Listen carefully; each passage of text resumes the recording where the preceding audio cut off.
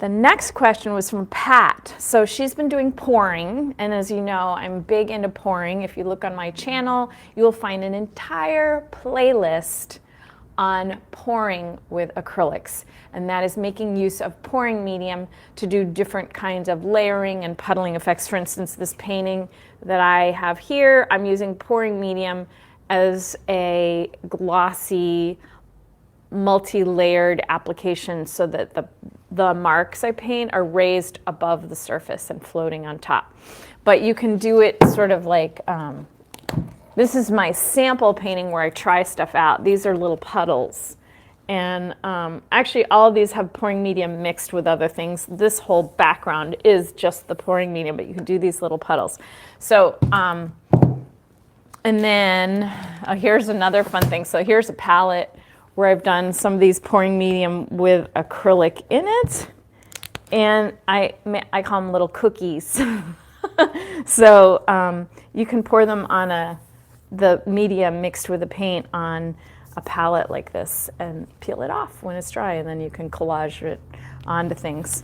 That I want to do a video on that someday too. So anyway, okay, back to the question. She says, I have a raised section that is very glossy and other sections that are smooth and have less gloss. I have used inks with some and acrylics with others. And she's talking about mixing them into the pouring medium. Again, if you're not familiar with this technique, I'm going to refer you to my videos where I actually demonstrate this. I have maybe 9, I think, videos on it. And then if you also go to my Unfolding of a Painting series, you can see me actually using it in my own work over time extensively. So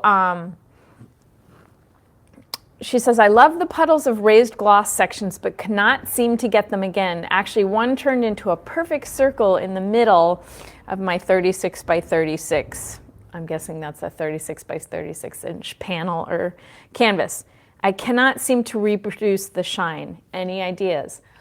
I do have some ideas. So you said you're mixing inks and acrylics. So I'm assuming they're acrylic inks. I wouldn't use a non-acrylic ink mixing with pouring medium, but that's another topic. But I'm assuming you're using acrylic inks. So the thing is that the ratio of paint to pouring medium is going to change the sheen, how glossy it is. So since you're looking for a higher gloss, you're going to want to use less paint or pigment.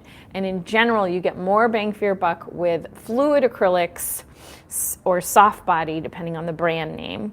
So this is, or inks, because the color is more concentrated. If you're mixing tube color in, first of all, it's a little more difficult. It can be done, but because this is so thick, to get it to go into pouring medium, and here's some pouring medium with color already in it, in order to get it to go in there fluidly, you're gonna have to mix a little bit of this with a little bit of medium until it gets really, the color is diluted enough to put into the bottle and shake up with this. Otherwise, you just get these big chunks of paint, and you can't mix it properly without doing a little pre-mixing.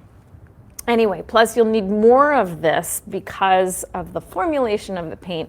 It's thicker, and so the ratio, when you want to thin it out, you're going to have to thin it out a lot more, and then you have less color to get it into the fluidity or viscosity of this. And again, I'll refer you to a video that I made called four types of acrylic paint, and those are the 4 viscosities of acrylic paint, and I discussed those a little bit more in depth. Anyway, I wanted to show you another visual aid here.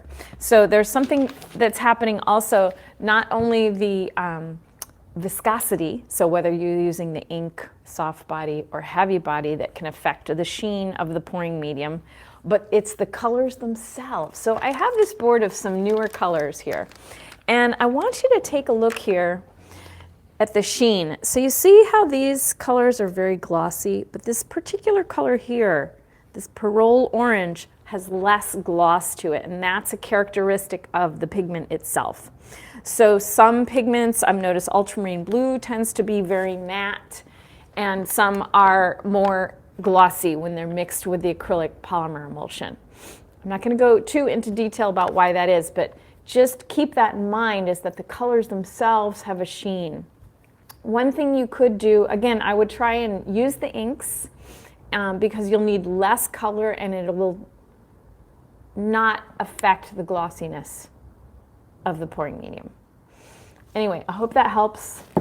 Keep us posted when I do the next Q&A, or you can always email me at info@themindfulartist.com with your questions. I don't have time to answer everyone individually, but I do save them for when I do these live Facebook or YouTube Q&A sessions so that I can dig in, and once I answer it, a bunch of people can benefit from the answer.